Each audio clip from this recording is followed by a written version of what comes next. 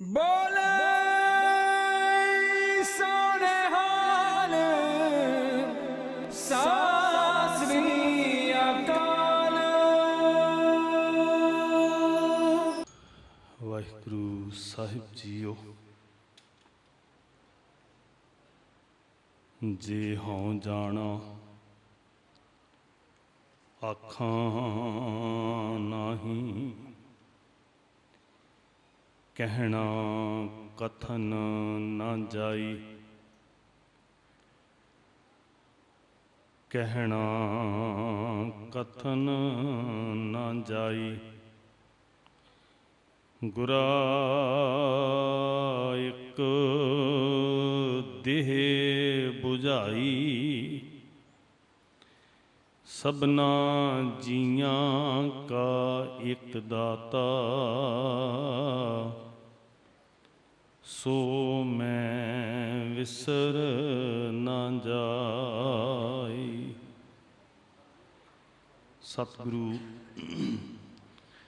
श्री गुरु ग्रंथ साहिब महाराज जी की पवित्र हजूरी अंदर अदब प्यार विच सजी गुरु सवारी गुरु रूप साध संगत। वाहिगुरु जी का खालसा वाहिगुरु जी की फतेह। बैठ जाओ भाई साहब जी, बैठ जाओ, बैठ जाओ। सतगुरु जी ने दया की है, अपनी गोद विच सानू सारियां नू बिठाया है। धन मां गुजरी जी, धन बाबा जोरावर सिंह, धन बाबा फतेह सिंह जी दे महान मुकद्दस स्थान ठंडा बुरज, ਉਹਦੀ सरदल ते खड़ के गुरु ने एक सोच बख्शी सी। अंदर एक फुरना आया सी, जां गुरु लियाउण वाला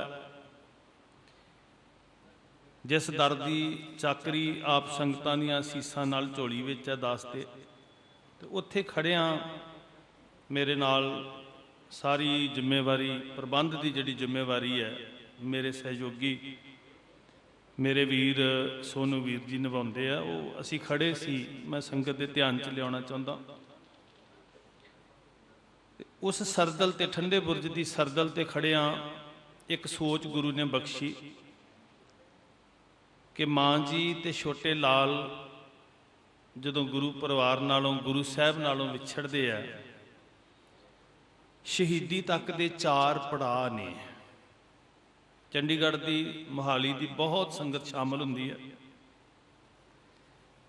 परिवार नालों विछड़ के पहला पड़ाव है बाबे कुम्मे माशकी की शन, सरसा का किनारा। दूजा पड़ाव साध संगत गंगू के घर वाली जगह सहेड़ी नगर,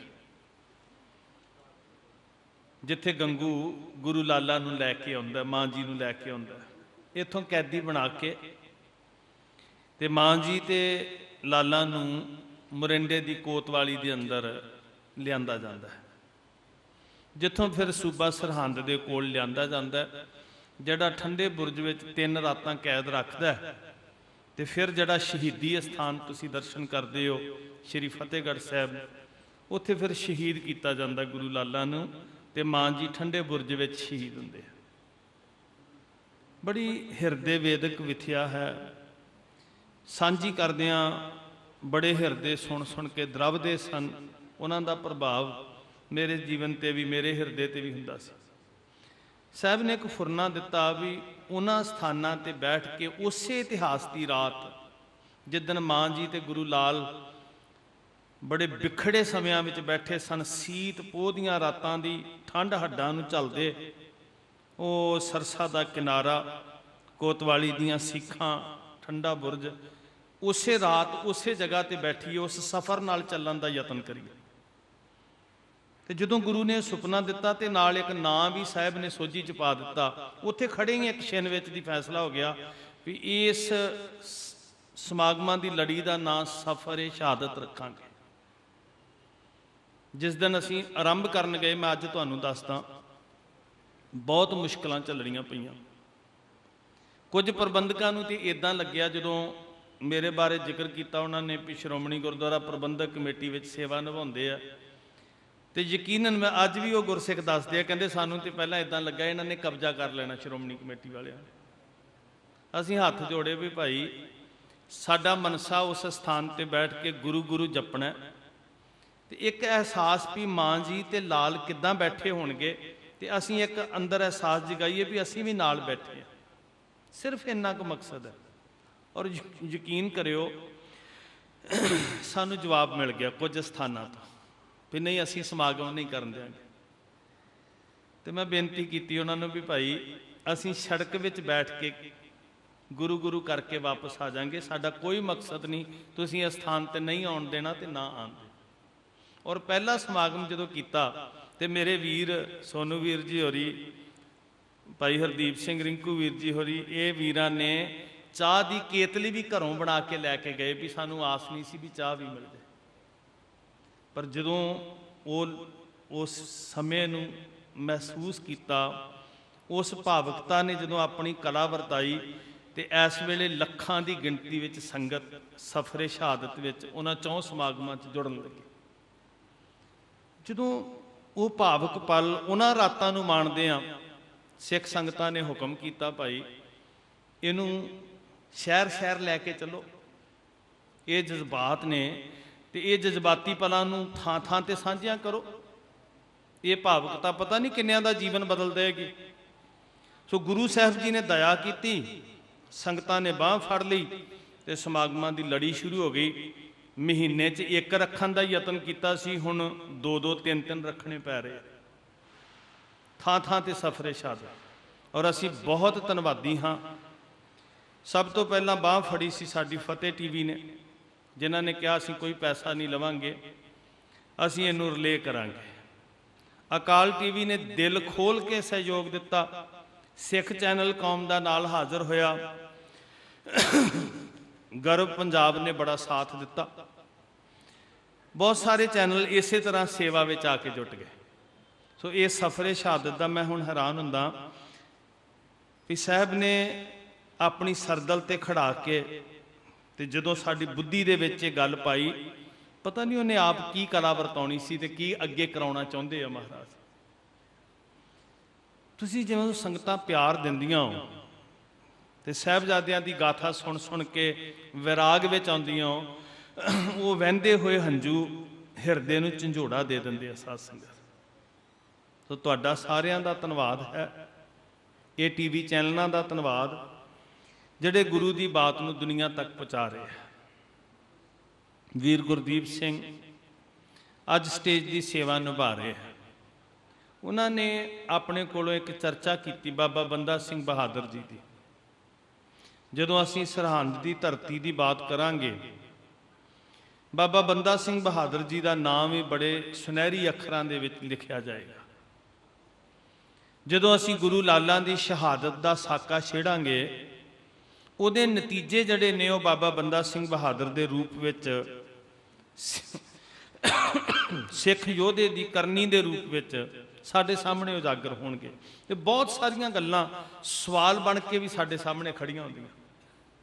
ਵੇਖੋ, ਮੈਂ ਇੱਕ ਬੇਨਤੀ ਕਰਾਂ, ਜਿਹੜੀ ਇਹ ਸਮਾਗਮਾਂ ਦਾ ਮਿਆਰ ਹੈ, ਅਕਸਰ ਇਹ ਬੇਨਤੀ ਇਹਨਾਂ ਸਟੇਜਾਂ ਤੋਂ ਕੀਤੀ ਜਾਂਦੀ ਹੈ, ਸਾਰੇ ਸਮਾਗਮ ਕੌਮ ਦੇ ਵਧੀਆ ਨੇ, ਪਰ ਇਹਨਾਂ ਦਾ ਸਟੇਟਸ ਟ੍ਰੈਡੀਸ਼ਨਲ ਰੂਪ ਵਿੱਚ ਹੁੰਦੇ ਸਾਡੇ ਸਮਾਗਮਾਂ ਤੋਂ ਥੋੜਾ ਜਿਹਾ ਡਿਫਰੈਂਟ ਹੈ। ਇਹਦੇ ਵਿੱਚ ਗੱਲ ਕੇਵਲ ਅਸੀਂ ਰੂਹਾਨੀ ਲਾਹੇ ਦੀ ਨਹੀਂ ਕਰਨੀ, ਉਹਦੇ ਨਾਲ ਨਾਲ ਜਿਹੜੀਆਂ ਸਾਡੀ ਕੌਮ ਦੇ ਸਾਹਮਣੇ ਚੁਣੌਤੀਆਂ ਤੇ ਜਿਹੜੇ ਰਿਜ਼ਲਟ ਸਾਨੂੰ ਅੱਜ ਵੇਖਣ ਦੀ ਜ਼ਰੂਰਤ ਹੈ, ਯਤਨ ਹੁੰਦਾ ਵੀ ਉਹ ਚਰਚਾ ਵੀ ਕੀਤੀ ਜਾਵੇ, ਤਾਂ ਕਿ ਸਫਰੇ ਸ਼ਹਾਦਤ ਲਹਿਰ ਦੇ ਵਿੱਚੋਂ ਕੁਝ ਸਾਰਥਕ ਨਤੀਜੇ ਕੱਢੇ ਜਾ ਸਕਣ, ਕੁਝ ਰਿਜ਼ਲਟ ਕੱਢੇ ਜਾ ਸਕਣ। ਹੁਣ ਬਾਬਾ ਬੰਦਾ ਸਿੰਘ ਬਹਾਦਰ ਦੀ ਚਰਚਾ ਭਾਈ ਸਾਹਿਬ ਕਰ ਰਹੇ ਸੀ, ਤੇ ਮੇਰੇ ਜ਼ਿਹਨ ਵਿੱਚ ਇੱਕ ਗੱਲ ਆ ਰਹੀ ਸੀ ਕਿ ਗੁਰੂ ਲਾਲਾ ਨੇ ਸ਼ਹਾਦਤ ਦਿੱਤੀ, 1704 ਸਾਰਾ ਗੁਜ਼ਰ ਚੁੱਕਿਆ। ਤੁਸੀਂ ਬੜੇ ਸਿਆਣੇ ਗੁਰਸਿੱਖ ਬੈਠੇ ਹੋ, ਬੜੇ ਚੇਤਨ ਰੂਪ ਵਿੱਚ ਇੱਕ ਇੱਕ ਗੱਲ ਤੁਹਾਡੀ ਪਕੜ ਵਿੱਚ ਹੈ। ਆਪ ਜੀ ਨੂੰ ਸਾਰਿਆਂ ਨੂੰ ਪਤਾ 1704 ਸਾਰਾ ਗੁਜ਼ਰ ਚੁੱਕਿਆ। ਦਸੰਬਰ ਦੇ ਲਾਸਟ ਦਿਨ ਨੇ ਜਦੋਂ ਸ਼ਹਾਦਤ ਹੁੰਦੀ ਹੈ। 27-28 ਦਸੰਬਰ ਦਾ ਲਗਭਗ ਅਸੀਂ ਦਿਹਾੜਾ ਜਿਹੜਾ ਸ਼ਹੀਦੀ ਦਾ ਮਨਾਉਂਦੇ ਹਾਂ। ਇਸ ਵਾਰੀ 25, 26, 27 ਦਾ ਸ਼ਹੀਦੀ ਦਿਹਾੜਾ ਹੈ। ਤੇ ਜਿਹੜੀਆਂ ਸਫਰੇ ਸ਼ਹਾਦਤ ਦੀਆਂ ਤਰੀਕਾਂ ਨੇ, ਬਾਬੇ ਕੁੰਮੇ ਮਾਸ਼ਕੀ ਦੀ ਸ਼ਾਨ ਦਾ ਜਿਹੜੀ 7 ਪੋਹ, 8 ਪੋਹ, 9 ਤੇ 10 ਪੋਹ, ਉਹ ਇਸ ਵਾਰੀ ਜਿਹੜੀਆਂ ਬਣ ਰਹੀਆਂ ਨੇ ਉਹ 21, 22, 23 ਤੇ 24 ਤਰੀਕਾਂ ਦਸੰਬਰ ਦੀਆਂ। ਪਹਿਲਾ ਸਮਾਗਮ ਬਾਬੇ ਕੁੰਮੇ ਮਾਸ਼ਕੀ ਦੀ ਸ਼ਾਨ ਵਾਲਾ 21 ਦਸੰਬਰ ਨੂੰ ਹੋਣਾ। ਦੂਸਰਾ 22 ਦਸੰਬਰ ਨੂੰ ਹੋਣਾ ਸਹੇੜੀ ਪਿੰਡ ਵਾਲਾ। ਤੀਸਰਾ ਸਫਰੇ ਸ਼ਹਾਦਤ ਦਾ ਸਮਾਗਮ ਜਿਹੜਾ ਹੈ ਉਹ ਕੋਤਵਾਲੀ ਸਾਹਿਬ ਵਾਲਾ 23 ਦਸੰਬਰ ਨੂੰ ਹੋਏਗਾ। ਤੇ ਚੌਥਾ ਫਿਰ 24 ਦਸੰਬਰ ਨੂੰ ਠੰਡੇ ਬੁਰਜ ਦੀ ਸਰਦਲ ਤੇ ਆਪਾਂ ਸਾਰਿਆਂ ਨੇ ਬੈਠੇ। ਇਹ ਸਮਾਗਮ ਉਹਨਾਂ ਮੁੱਖ ਸਮਾਗਮਾਂ ਦਾ ਹੋਕਾ ਹੀ ਹੈ ਤੁਹਾਡੇ ਵਾਸਤੇ, ਤਾਂ ਕਿ ਅਸੀਂ ਉਹ ਘੜੀਆਂ ਉਹ ਸਥਾਨਾਂ ਤੇ ਬੈਠ ਕੇ ਆਪਣੇ ਅੰਦਰ ਇੱਕ ਫੀਲਿੰਗ ਜਗਾ ਸਕੀਏ ਕਿ ਜਿਹੜੇ ਅਸੀਂ ਰਜ਼ਾਈਆਂ ਦੇ ਨਿੱਘ ਮਾਣਦੇ ਹਾਂ, ਘਰ ਦੇ ਸੁੱਖ ਮਾਣਦੇ ਹਾਂ, ਉਹ ਸਾਨੂੰ ਕਿਸ ਕੀਮਤ ਤੇ ਪ੍ਰਾਪਤ ਹੋਏ ਨੇ। ਜਿਹੜੀਆਂ ਆਪਣੇ ਬਾਲਾਂ ਨੂੰ ਤੁਸੀਂ ਸੋਹਣੇ ਸੋਹਣੇ ਬਿਸਤਰਿਆਂ ਦੇ ਉੱਤੇ ਛਾਤੀ ਨਾਲ ਲਾ ਕੇ ਮੇਰੀਓ ਭੈਣੋ ਚੈਨ ਤੇ ਸੁੱਖ ਦੀ ਨੀਂਦ ਸਲਾਉਂਦੇ ਹੋ, ਉਹ ਰਾਤ ਉਸ ਜਗ੍ਹਾ ਤੇ ਬੈਠ ਕੇ ਅਹਿਸਾਸ ਕਰੀਏ ਵੀ ਉਹਦੀ ਕੀਮਤ ਕਿੰਨੀ ਵੱਡੀ ਅਦਾ ਕਰਨੀ ਪਈ ਹੈ। ਜਿਹੜੇ ਸੁੱਖ ਅੱਜ ਅਸੀਂ ਭੋਗ ਰਹੇ ਹਾਂ, ਉਹਦੇ ਵਿੱਚੋਂ ਫਿਰ ਸਾਨੂੰ ਚਿੰਤਾ ਜਾਗੇਗੀ ਵੀ ਅਸੀਂ ਰਿਜ਼ਲਟ ਕੀ ਕੱਢਿਆ, ਕੇਵਲ ਸੁੱਖ ਹੀ ਭੋਗੇ ਜਾਂ ਕੁਝ ਹੋਰ ਵੀ ਕੱਢਿਆ। ਉਹਨਾਂ ਕੁਰਬਾਨੀਆਂ ਦੇ ਬਦਲੇ, ਉਹਨਾਂ ਕੱਟੀਆਂ ਹੋਈਆਂ ਸੀਤ ਰਾਤਾਂ ਦੇ ਬਦਲੇ, ਉਹ ਗੁਜ਼ਾਰੀਆਂ ਹੋਈਆਂ ਭੁੱਖੀਆਂ ਅਣਸੌਣੀਆਂ ਰਾਤਾਂ ਦੇ ਬਦਲੇ ਕੁਝ ਅਸੀਂ ਨਤੀਜੇ ਵੀ ਕੱਢੇ ਆ ਕਿ ਜਾਂ ਉਹਦੇ ਬਦਲੇ ਕੇਵਲ ਅਸੀਂ ਰਜਾਈਆਂ ਦੀਆਂ ਸੁੱਖ ਸਾਧਨ ਹੀ ਮਾਣੇ ਆ। ਬਈ ਆਹ ਹੈ ਲੇਖਾ ਜੋਖਾ। ਮੇਰੀ ਬੇਨਤੀ ਨੂੰ ਫਿਰ ਸਮਝਿਓ। ਗੁਰੂ ਨੇ ਬੜੀ ਸੁੱਚੀ ਜੀ ਭਾਵਨਾ ਬਖਸ਼ ਕੇ ਆਪ ਦਇਆ ਤਰਸ ਕਰਕੇ ਬੌਧਿਕਤਾ ਸੋਝੀ ਦੇ ਕੇ ਆਪ ਸਤਿਗੁਰੂ ਜੀ ਨੇ ਕਾਰਜ ਸ਼ੁਰੂ ਕਰਵਾਏ ਸੀ। ਤੇ ਉਹਦਾ ਮਨੋਰਥ ਕੀ ਹੈ? ਆਹ ਤੇ ਹੋਕਾ ਹੈ ਵੀ ਤੁਸੀਂ ਆਓ ਉਸ ਰਾਤ ਉਸ ਜਗ੍ਹਾ ਤੇ ਬੈਠ ਕੇ ਅਹਿਸਾਸ ਕਰਿਓ ਤੇ ਇੱਕ ਗੱਲ ਕਹਿਓ ਵੀ ਮਾਂ ਗੁਜਰੀ ਜੀ ਅੱਜ ਤੁਸੀਂ ਇਕੱਲੇ ਨਹੀਂ ਬੈਠੇ, ਸਾਰਾ ਪੰਥ ਤੁਹਾਡੀ ਗੋਦੀ 'ਚ ਬੈਠਾ। ਉਸ ਦਿਨ ਤੇ ਇਕੱਲੇ ਧੰਨ ਬਾਬਾ ਜ਼ੋਰਾਵਰ ਸਿੰਘ, ਬਾਬਾ ਫਤਿਹ ਸਿੰਘ ਬੈਠੇ ਸੀ ਨਾ ਤੁਹਾਡੇ ਨਾਲ। ਅੱਜ ਤੁਹਾਡੇ ਕਿੰਨੇ ਧੀਆਂ ਪੁੱਤਰ ਤੁਹਾਡੀ ਗੋਦ ਵਿੱਚ ਆ ਕੇ ਬੈਠੇ ਆ। ਵੇਖੋ ਇੱਕ ਦਿਨ ਆਏ ਜਿੱਦਣ ਸਮੁੱਚਾ ਪੰਥ ਆ ਕੇ ਮਾਂ ਗੁਜਰੀ ਜੀ ਦੀ ਗੋਦ ਦਾ ਅਹਿਸਾਸ ਕਰੇ ਆਪਣੇ ਅੰਦਰ। ਇਹ ਮਕਸਦ ਹੈ ਹੋਕਾ ਦੇਣ ਦਾ। ਬਸ ਮੇਰਾ ਵੀਰ ਭਾਈ ਗੁਰਦੀਪ ਸਿੰਘ, ਉਹ ਪਹਿਲੀ ਵਾਰੀ ਆਇਆ, ਥੋੜਾ ਉਹਨਾਂ ਨੂੰ ਪਤਾ ਨਹੀਂ ਸੀ, ਉਹ ਸਹੀ ਤਰ੍ਹਾਂ ਦੇ ਨਾਲ ਐਕਸਪਲੇਨ ਨਹੀਂ ਕਰ ਸਕੇ ਤੁਹਾਡੇ ਤੱਕ, ਪਰ ਮੈਂ ਇਹ ਬੇਨਤੀ ਤਾਂ ਥੋੜੀ ਜਿਹੀ ਵਿਸਥਾਰ ਦੇ ਨਾਲ ਤੁਹਾਡੇ ਚਰਨਾਂ 'ਚ ਕੀਤੀ ਹੈ। ਅਰਜ਼ ਕਰ ਰਿਹਾ, ਫਿਰ ਬੇਨਤੀ ਕਰ ਰਿਹਾ, ਇਹਦੇ ਤੇ ਧਿਆਨ ਕੇਂਦਰਿਤ ਕਰਿਓ। ਜਿਹੜੇ ਸੁੱਖ ਭੋਗ ਰਹੇ ਆ ਨਾ ਅਸੀਂ, ਜਦੋਂ ਦੁਨੀਆ ਭਰ ਦੇ ਪਦਾਰਥ ਰਸਨਾ ਤੇ ਰੱਖਦੇ ਹੋ ਜਾਂ ਆਪਣੀ ਸੰਤਾਨ ਦੇ ਮੂੰਹ ਵਿੱਚ ਪਾਉਂਦੇ ਹੋ, ਉਦੋਂ ਚੇਤੇ ਕਰਨਾ, ਸਿਮਰਨ ਕਰਨਾ, ਇੱਕ ਇੱਕ ਗ੍ਰਾਹੀ ਆਪਣੇ ਬੱਚੇ ਦੇ ਮੁਖ ਵਿੱਚ ਪਾਉਂਦਿਆਂ ਸਿਮਰਨ ਕਰਨਾ ਕਿ ਮਾਂ ਗੁਜਰੀ ਜੀ ਨੇ 3 ਰਾਤਾਂ ਸੀਤ ਭੁੱਖਿਆਂ ਕਿਵੇਂ ਗੁਜ਼ਾਰੀਆਂ। ਧੰਨ ਬਾਬਾ ਜ਼ੋਰਾਵਰ ਸਿੰਘ, ਬਾਬਾ ਫਤਿਹ ਸਿੰਘ ਜੀ ਨੂੰ ਕੀ ਛਕਣ ਲਈ ਮਿਲਿਆ ਤੇ ਉਹਨਾਂ ਦੀਆਂ ਭੁੱਖਾਂ ਕੱਟੀਆਂ ਹੋਈਆਂ ਭੁੱਖੀਆਂ ਰਾਤਾਂ ਦੇ ਬਦਲੇ ਅੱਜ ਸਾਨੂੰ ਸੁੱਖ ਮਿਲ ਰਿਹਾ।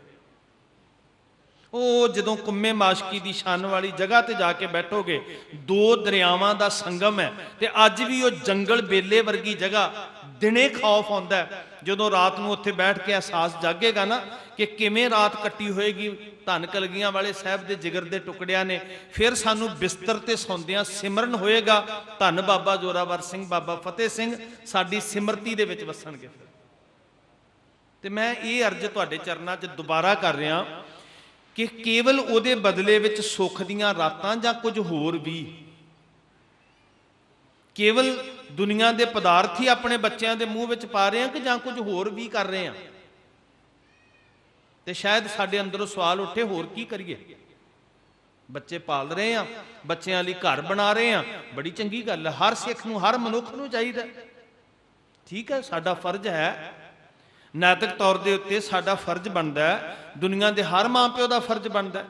ਇਸ ਤੋਂ ਅੱਗੇ ਕੀ ਕਰਨਾ ਜੀ? ਤੇ ਜਿਹੜਾ ਜ਼ਿਕਰ ਭਾਈ ਗੁਰਦੀਪ ਸਿੰਘ ਜੀ ਨੇ ਕੀਤਾ ਬਾਬਾ ਬੰਦਾ ਸਿੰਘ ਬਹਾਦਰ ਦਾ, ਇਹ ਉਹਦੇ ਤੋਂ ਅੱਗੇ ਕਰਨਾ ਸੀ। ਕੀ ਹੋਇਆ ਸੀ? ਉਂਗਲਾਂ ਤੇ ਗਿਣੋ ਤੁਸੀਂ, ਵਰੇ ਗਿਣੋ ਸਾਧ ਸੰਗਤ। ਦਸੰਬਰ ਮੈਂ ਬੇਨਤੀ ਕਰ ਰਿਹਾ ਸੀ, ਸਾਰਾ ਗੁਜ਼ਰ ਗਿਆ। 1704 ਦਾ ਸਾਰਾ ਦਸੰਬਰ ਗੁਜ਼ਰ ਚੁੱਕਿਆ, ਦਿਨ 3 ਕੁ ਬਾਕੀ ਹੈ। ਇਸ ਵਾਸਤੇ ਜੇ ਗਿਣਤੀ ਆਰੰਭ ਕਰਾਂਗੇ ਤੇ 1705 ਤੋਂ ਕਰ ਸਕਦੇ ਹਾਂ ਅਸੀਂ, 4 ਨਹੀਂ ਗਿਣਿਆ ਜਾ ਸਕੇਗਾ ਕਿਉਂਕਿ ਸਿਰਫ 3 ਦਿਨ ਬਾਕੀ ਹੈ ਜਦੋਂ ਸ਼ਹੀਦੀ ਹੁੰਦੀ ਹੈ। ਹੁਣ 1704 ਤੋਂ 1700 ਮੁੜ ਕੇ 1710 ਤੱਕ ਗਿਣਨ ਦਾ ਯਤਨ ਕਰੋ। 1705 ਦਾ ਉਹ ਵਰਾ, ਉਹ ਦਿਹਾੜੇ ਤੋਂ ਆਪਾਂ ਜਦੋਂ 27 ਦਸੰਬਰ ਤੋਂ ਗਿਣਦੇ ਆ, ਜਿਹਦਾ ਪੱਖ ਭਾਵੇਂ 4 ਦਾ ਹੈ, ਗਿਣਤੀ 5 ਤੋਂ ਕਰਾਂਗੇ। ਤੇ ਦੂਸਰੇ ਪਾਸੇ 1710 ਦੀ 12 ਮਈ ਪਹਿਲੀ ਤਿਹਾਈ ਹੈ, ਅਜੇ ਅੱਧਾ ਨਹੀਂ ਗੁਜ਼ਰਿਆ। 1710 ਦੀ ਪਹਿਲੀ ਤਿਹਾਈ ਹੈ, ਲਗਭਗ 5.5 ਪੌਣੇ 6 ਵਰੇ ਦਾ ਸਮਾਂ ਬਣੇਗਾ। ਇੱਥੇ ਨਤੀਜੇ ਵੇਖਣੇ ਤੇ ਫਿਰ ਆਪਣੇ ਆਪ ਨੂੰ ਅਸੀਂ ਵੇਖਣ ਦਾ ਯਤਨ ਕਰੀਏ ਵੀ ਅਸੀਂ ਕੀ ਕਰ ਰਹੇ ਹਾਂ। ਨਤੀਜੇ ਕੀ ਨਿਕਲੇ? ਜਦੋਂ ਬਾਬਾ ਬੰਦਾ ਸਿੰਘ ਬਹਾਦਰ ਦੀ ਅਗਵਾਈ ਦੇ ਵਿੱਚ ਖਾਲਸਾ ਪੰਥ ਇਕੱਠਾ ਹੋਇਆ, ਜਿਹੜਾ ਸੁਨੇਹਾ ਦਿੱਤਾ ਸੀ ਨਾ ਗੁਰੂ ਲਾਲਾ ਨੇ ਕਿ ਹਮ ਜਾਨ ਦੇ ਕੇ ਔरों की जाने बचा चले, सिक्खी की नीम सरों पे उठा चले, ਸਿੰਘों की सल्तनत का पौधा लगा चले। उस पौधे की राखी करने वाले बौड़ पए साध संगत। कलगियां वाले साहब ने थापड़ा दिता बाबा बंदा सिंह बहादुर ਨੂੰ, ਤੇ ਬਾਬਾ ਬੰਦਾ ਸਿੰਘ ਬਹਾਦਰ ਪੰਥ ਨੂੰ ਇਕੱਠਿਆਂ ਕਰਦਾ, ਸਮੁੱਚਾ ਪੰਥ ਨਤੀਜੇ ਕੱਢਦਾ। ਫਿਰ ਧੰਨ ਬਾਬਾ ਜ਼ੋਰਾਵਰ ਸਿੰਘ, ਬਾਬਾ ਫਤਿਹ ਸਿੰਘ ਤੇ ਮਾਂ ਗੁਜਰੀ ਦੀ ਸ਼ਹੀਦੀ ਦੇ। ਮੈਨੂੰ ਤੇ ਕਈ ਵਾਰੀ ਇਦਾਂ ਲੱਗਦਾ ਕਿ ਜਿਵੇਂ ਕਿਸਾਨ ਬੀਜ ਕੇ ਤੇ 6 ਮਹੀਨੇ ਬਾਅਦ ਫਸਲ ਵੱਢਣ ਆਉਂਦਾ ਹੈ ਨਾ, ਇਦਾਂ ਗੁਰੂ ਲਾਲਾ ਨੇ ਬੀਜ ਬੀਜਿਆ ਸੀ ਤੇ ਖਾਲਸਾ ਪੰਥ ਉਸ ਫਸਲ ਨੂੰ ਸਾਂਭਣ ਵਾਸਤੇ ਆਇਆ। ਜੇ ਕੋਈ ਬੀਜ ਦੇਵੇ ਤੇ ਫਸਲ ਸਾਂਭਣ ਵਾਲਾ ਸੁੱਤਾ ਰਹਿ ਜੇ, ਬੀਜ ਬੀਜਣ ਵਾਲੇ ਦਾ ਦੋਸ਼ ਨਹੀਂ, ਫਿਰ ਦੋਸ਼ ਕਿਹਦਾ ਹੋਏਗਾ? ਜਿਨ੍ਹਾਂ ਨੇ ਫਸਲ ਸਾਂਭਣੀ ਸੀ। ਕੁਰਬਾਨੀ, ਸ਼ਹੀਦੀ ਉਹ ਬੀਜ ਹੈ, ਤੇ ਸ਼ਹੀਦ ਆਪਣੀ ਕੁਰਬਾਨੀ ਦਾ, ਸੱਤ ਦਾ, ਧਰਮ ਦਾ ਬੀਜ ਦਿੰਦਾ, ਆਪਣਾ ਫਰਜ਼ ਨਿਭਾ ਦਿੰਦਾ। ਉਹਦਾ ਫਲ ਉਹਦੇ ਪੈਰੋਕਾਰਾਂ ਨੇ ਵੱਢਣਾ ਹੁੰਦਾ, ਸਾਂਭਣਾ ਹੁੰਦਾ। ਜੇ ਕੋਈ ਕੌਮ ਆਤਮਿਕ ਤੌਰ ਤੇ ਕੰਗਾਲ ਹੋ ਜਾਏ, ਜੇ ਕੋਈ ਕੌਮ ਵਿਰਾਸਤੀ ਤੌਰ ਦੇ ਉੱਤੇ ਗਰੀਬ ਹੋ ਜਾਏ, ਭਿਖਾਰੀ ਬਣ ਜੇ, ਹੱਥ ਵਿੱਚ ਠੂਠਾ ਲੈ ਕੇ ਦੂਜਿਆਂ ਦੇ ਦਰ ਵੱਲ ਵੇਖਣ ਲੱਗ ਪਏ, ਦੋ ਗੱਲਾਂ ਸਾਹਮਣੇ ਆਉਣਗੀਆਂ। ਜਾਂ ਤੇ ਉਹਦੇ ਬੀਜਣ ਵਾਲਿਆਂ ਨੇ ਬੀਜ ਨਹੀਂ ਬੀਜਿਆ, ਜਾਂ ਫਿਰ ਸਾਂਭਣ ਵਾਲਿਆਂ ਨੇ ਫਲ ਨਹੀਂ ਸਾਂਭਿਆ। ਬਾਬਾ ਬੰਦਾ ਸਿੰਘ ਬਹਾਦਰ ਜੀ ਦਾ ਗੁਰਮੁਖਾਂ ਨੇ, ਸਾਡੇ ਵੀਰ ਨੇ ਨਾਂ ਲਿਆ, ਤੇ ਮੈਂ ਤਾਂ ਕਰਕੇ ਇੱਥੋਂ ਗੱਲ ਸ਼ੁਰੂ ਕਰ ਲਈ। ਉਹ ਮਹਾਨ ਯੋਧਾ ਹੈ ਜਿਹੜਾ ਪੰਥ ਨੂੰ ਨਾਲ ਲੈਂਦਾ ਤੇ ਗੁਰੂ ਲਾਲਾਂ ਦੀ ਬੀਜੀ ਹੋਈ ਫਸਲ ਵੱਢਣ ਵਾਸਤੇ ਆਉਂਦਾ। ਉਹ ਫਸਲ ਵੱਢਦਾ ਕਿ ਜਿਹਦਾ ਲਾਹਾ ਅੱਜ ਤੱਕ ਤੁਸੀਂ ਖਾ ਰਹੇ ਹੋ। ਤੁਹਾਡੇ ਬੈੱਡਰੂਮ ਦੇ ਸੁੱਖ ਜਿਹੜੇ ਨੇ ਨਾ, ਉਸ ਫਸਲ ਦਾ ਨਤੀਜਾ ਨੇ। ਤੁਹਾਡੇ ਰਸੋਈ ਦੀਆਂ ਗਰਾਹੀਆਂ ਜਿਹੜੀਆਂ ਤੁਹਾਡੇ ਬਾਲਾਂ ਦੇ ਮੂੰਹ ਵਿੱਚ ਪੈ ਰਹੀਆਂ, ਵਾਹਿਗੁਰੂ ਕਰੇ ਹੋਰ ਰਿਜ਼ਕ ਤੁਹਾਡੇ ਘਰਾਂ 'ਚ ਆਵੇ, ਪਰ ਉਹ ਬੀਜੀ ਹੋਈ ਫਸਲ ਜਿਹੜੀ ਗੁਰੂ ਲਾਲਾ ਨੇ ਬੀਜੀ ਸੀ ਤੇ ਪੰਥ ਦੇ ਵਾਰਸਾਂ ਨੇ ਸਾਂਭੀ ਸੀ, ਅੱਜ ਉਸ ਫਸਲ ਦਾ ਫਲ ਤੁਸੀਂ ਖਾ ਰਹੇ ਹੋ। ਜਿਹੜਾ ਤੁਸੀਂ ਰੋਜ਼ ਕਹਿੰਦੇ ਹੋ ਨਾ, ਤਿੰਨਾਂ ਦੀ ਕਮਾਈ ਦਾ ਧਿਆਨ ਧਰ ਕੇ ਬੋਲੋ ਜੀ। ਇਹ ਯਾਦ ਰੱਖਣਾ, ਜਿੱਦਣ ਸੋਹਣੇ ਜੇ ਬੈੱਡ ਤੇ ਸੌਂਦੇ ਆ, ਠੰਡਾ ਬੁਰਜ ਸਾਡੀ ਸਿਮਰਤੀ 'ਚ ਆ ਗਿਆ, ਜਿੱਦਣ ਦੁਨੀਆ ਭਰ ਦੇ ਪਦਾਰਥ ਆਪਣੇ ਬਾਲਾਂ ਦੇ ਮੂੰਹ ਵਿੱਚ ਪਾਉਂਦੇ ਆ, ਉਹ ਭੁੱਖਿਆਂ ਕੱਟੀਆਂ ਰਾਤਾਂ ਸਾਡੇ ਸਿਮਰਨ ਦਾ ਹਿੱਸਾ ਬਣ ਗਈਆਂ। ਜਿੱਦਣ ਸੋਹਣੇ ਜੇ ਮਕਾਨ ਦੀ ਰਿਹਾਇਸ਼ ਸਾਨੂੰ ਕੁੰਮੇ ਮਾਸ਼ਕੀ ਦੀ ਸ਼ਾਨ ਚੇਤੇ ਕਰਾਉਣ ਲੱਗ ਪਈ, ਜਿੱਦਣ ਘਰ ਦੀ ਆਜ਼ਾਦੀ ਦਾ ਮਾਹੌਲ ਸਾਨੂੰ ਮਰਿੰਡੇ ਦੀ ਕੋਤਵਾਲੀ ਦਾ ਸਿਮਰਨ ਕਰਾਉਣ ਲੱਗ ਪਈ, ਉਦੋਂ ਸਮਝ ਲਓ ਤੁਸੀਂ ਫਸਲ ਨੂੰ ਖਾ ਰਹੇ ਹੋ। ਤੇ ਜੇ ਉਹ ਚੇਤੇ ਨਾ ਆਇਆ ਤੇ ਖਿਮਾ ਕਰਨਾ, ਫਿਰ ਸਾਡੇ ਤੋਂ ਵੱਡਾ ਅਕਿਰਤ ਕਣ ਕੋਈ ਨਹੀਂ ਹੋਏਗਾ। ਇਹ ਸਮਾਗਮ ਦਾ ਮਕਸਦ ਕੀ ਹੈ ਕਿ ਤੁਹਾਡੇ ਬੈੱਡਰੂਮ 'ਚ ਸੁੱਤਿਆਂ ਤੁਹਾਨੂੰ ਧੰਨ ਬਾਬਾ ਜ਼ੋਰਾਵਰ ਸਿੰਘ, ਬਾਬਾ ਫਤਿਹ ਸਿੰਘ, ਮਾਂ ਗੁਜਰੀ ਦੀ ਕਮਾਈ ਚੇਤੇ ਆਵੇ। ਤੁਹਾਡੀ ਰਸੋਈ 'ਚ ਭੋਜਨ ਪੱਕਦਿਆਂ ਛਕਦਿਆਂ ਤੁਹਾਡੇ ਡਾਈਨਿੰਗ ਟੇਬਲ ਦੇ ਉੱਤੇ ਹੱਥ ਵਿੱਚ ਰਿਮੋਟ ਫੜ ਕੇ ਟੀਵੀ ਦੇ ਰੰਗ ਤਮਾਸ਼ੇ ਚੇਤੇ ਨਾ ਆਉਣ।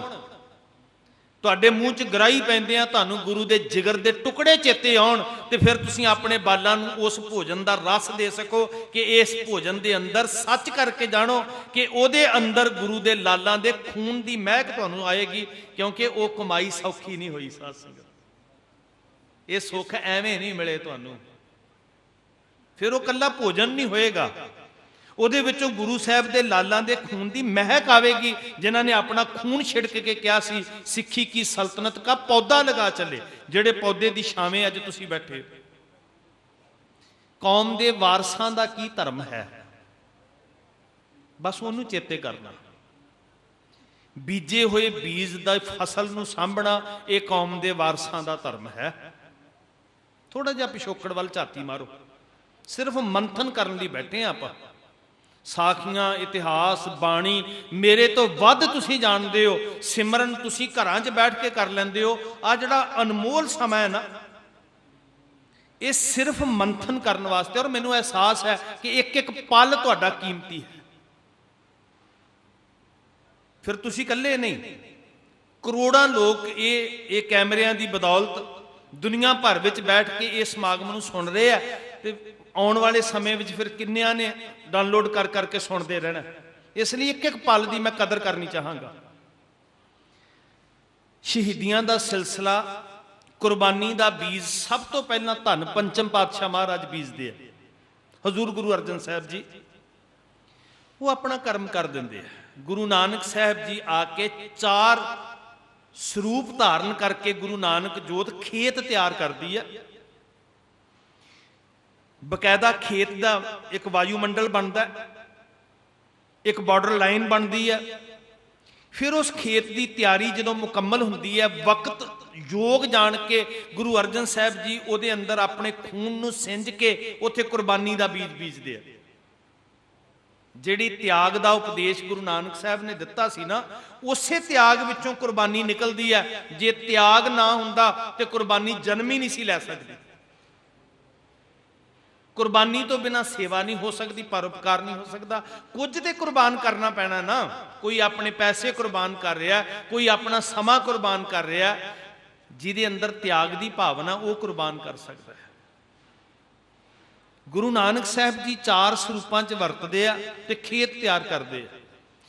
5ਵੇਂ ਸਰੂਪ ਵਿੱਚ ਖੂਨ ਦੇ ਨਾਲ ਇਸ ਖੇਤ ਨੂੰ ਸਿੰਜ ਕੇ ਤਿਆਗ ਦਾ, ਕੁਰਬਾਨੀ ਦਾ, ਧਰਮ ਦਾ, ਸੱਤ ਦਾ ਬੀਜ ਬੀਜਦੇ ਆ। ਹਾਕਮ ਨੂੰ ਕੀ ਭਰਮ ਪੈਂਦਾ ਹੈ ਕਿ ਹੁਣ ਜਿਹੜਾ ਮਾਲੀ ਸੀ ਉਹ ਅਸੀਂ ਖਤਮ ਕਰ ਦਿੱਤਾ, ਤੇ ਉਹ ਸੋਚਦਾ ਵੀ ਹੁਣ ਸਿੱਖੀ ਦਾ ਮੈਦਾਨ ਉੱਜੜ ਜਾਏਗਾ। ਜਦੋਂ ਕਿਸੇ ਖੇਤ ਦਾ ਖਸਮ ਨਾ ਰਹਿ ਜੇ ਤੇ ਕੁਦਰਤੀ ਹੈ ਵੀ ਉਹ ਖੇਤ ਵੀਰਾਨ ਹੋ ਜਾਂਦਾ, ਉਹਦੇ ਅੰਦਰੋਂ ਫਸਲ ਨਹੀਂ ਉੱਗਦੀ, ਉਹਦੇ ਅੰਦਰ ਫਿਰ ਗੰਦ ਪੈਦਾ ਹੋ ਜਾਂਦਾ।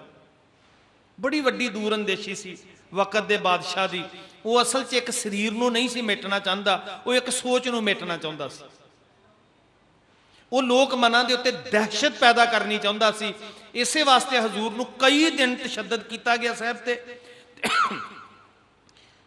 ਫਿਰ ਲੋਕ ਮਾਨਸਿਕਤਾ ਦੇ ਅੰਦਰ ਦਹਿਸ਼ਤ ਪੈਦਾ ਕਰਨ ਲਈ ਸਤਿਗੁਰੂ ਜੀ ਨੂੰ ਰਾਵੀ ਤੱਕ ਲਿਜਾਇਆ ਗਿਆ। ਖੈਰ, ਸਤਿਗੁਰੂ ਜੀ ਆਪਣਾ ਕਰਮ ਕਰਕੇ ਜੋਤ ਵਰਤ ਰਹੀ ਹੈ। ਤੇ ਫਿਰ ਕੀ ਕਰਦਾ ਖਾਲਸਾ ਪੰਥ? ਉਸ ਕੁਰਬਾਨੀ ਦੇ ਬੀਜ ਤੋਂ ਬਾਅਦ ਸਿੱਖ ਕੌਮ ਕੀ ਕਰਦੀ ਹੈ? ਅਗਵਾਈ ਮਿਲਦੀ ਹੈ ਧੰਨ ਗੁਰੂ ਹਰਗੋਬਿੰਦ ਸਾਹਿਬ ਸੱਚੇ ਪਾਤਸ਼ਾਹ ਮਹਾਰਾਜ ਦੀ। ਤੇ ਗੁਰੂ ਹਰਗੋਬਿੰਦ ਸਾਹਿਬ ਸੱਚੇ ਪਾਤਸ਼ਾਹ ਮਹਾਰਾਜ ਕੀ ਕਰਦੇ ਆ? ਉਹ ਕੌਮ ਨੂੰ ਸੁਰਜੀਤ ਕਰਦੇ ਆ, ਉਹਦੇ ਅੰਦਰ ਇੱਕ ਨਵੀਂ ਰੂਹ ਭਰਦੇ ਆ। ਅਕਾਲ ਦੇ ਤਖਤ ਦਾ ਨਿਰਮਾਣ ਹੁੰਦਾ, ਫੌਜਾਂ ਇਕੱਠੀਆਂ ਹੁੰਦੀਆਂ, ਸ਼ਸਤਰਾਂ ਦਾ ਅਭਿਆਸ ਹੁੰਦਾ, ਤੇ ਫਿਰ ਉਸ ਫਸਲ ਦਾ ਫਲ ਜਿਹੜਾ ਉਹ ਸਿੱਖ ਕੌਮ ਮਾਣਦੀ ਹੈ। ਜਦੋਂ ਸਵੈ ਮਾਣ ਆਉਂਦਾ, ਗੈਰਤ ਆਉਂਦੀ ਹੈ, ਅਣਖ ਆਉਂਦੀ ਹੈ, ਸਿਰ ਉੱਚਾ ਕਰਕੇ ਜਿਉਣ ਦੀ ਜਾਚ ਆਉਂਦੀ ਹੈ, ਸਿਰ ਤੇ ਸਰਦਾਰੀ ਦੇ ਤਾਜ ਸਜਦੇ ਨੇ, ਕੌਮ ਦਾ ਆਪਣਾ ਨਿਸ਼ਾਨ ਬਣਦਾ, ਕੌਮ ਦਾ ਆਪਣਾ ਤਖਤ ਬਣਦਾ, ਕੌਮ ਦੀਆਂ ਆਪਣੀਆਂ ਫੌਜਾਂ ਬਣਦੀਆਂ, ਇੱਕ ਸਲਤਨਤ ਜਨਮ ਲੈਂਦੀ ਹੈ। ਸਲਤਨਤ, ਧਿਆਨ ਦੇਣਾ ਗੁਰਮਖੋ। ਉਹ ਬੀਜ ਹੁਣ ਹਾਕਮ ਕਹਿ ਰਿਹਾ ਵੀ ਫਨਾ ਕਰ ਦਿੱਤਾ ਸਭ ਕੁਝ। ਵਕਤ ਦੀ ਤਾਕਤ ਕਹਿ ਰਹੀ ਹੈ ਮੈਂ ਨੇਸਤੋ ਨਬੂਦ ਕਰ ਦਿੱਤਾ, ਗੁਰੂ ਅਰਜਨ ਸਾਹਿਬ ਜੀ ਨੂੰ ਮੈਂ ਮਾਰ ਦਿੱਤਾ, ਖਤਮ ਕਰ ਦਿੱਤਾ। ਇਹ ਫੁਰਨਾ ਸੀ ਉਹਨਾਂ ਦਾ। ਪਰ ਫਸਲ ਨੂੰ ਸਾਂਭਣ ਵਾਲਿਆਂ ਨੇ ਕੀ ਕੀਤਾ ਕਿ ਉਸੇ ਬੀਜ ਵਿੱਚੋਂ ਗੈਰਤ ਨੇ ਜਨਮ ਲਿਆ, ਸਵੈਮਾਨ ਨੇ ਜਨਮ ਲਿਆ, ਅਣਖ ਨੇ ਜਨਮ ਲਿਆ, ਕੌਮ ਦੇ ਤਖਤ ਨੇ ਜਨਮ ਲਿਆ, ਕੌਮ ਦੇ ਨਿਸ਼ਾਨ ਨੇ ਜਨਮ ਲਿਆ। ਨਗਾਰੇ ਵੱਜਣ ਲੱਗੇ, ਬਾਜ ਸਾਹਮਣੇ ਆਏ, ਤਾਜ ਸਾਹਮਣੇ ਆਏ। ਇਹ ਸੀ ਰਿਜ਼ਲਟ। ਧੰਨ ਗੁਰੂ ਤੇਗ ਬਹਾਦਰ ਸੱਚੇ ਪਾਤਸ਼ਾਹ ਹਜ਼ੂਰ ਨੂੰ ਸ਼ਹੀਦ ਕੀਤਾ ਜਾਂਦਾ ਹੈ। ਇਨ ਬਿਨ ਉਸੇ ਤਰ੍ਹਾਂ ਲੋਕ ਮਾਨਸਿਕਤਾ ਦੇ ਅੰਦਰ ਦਹਿਸ਼ਤ ਪੈਦਾ ਹੋਵੇ।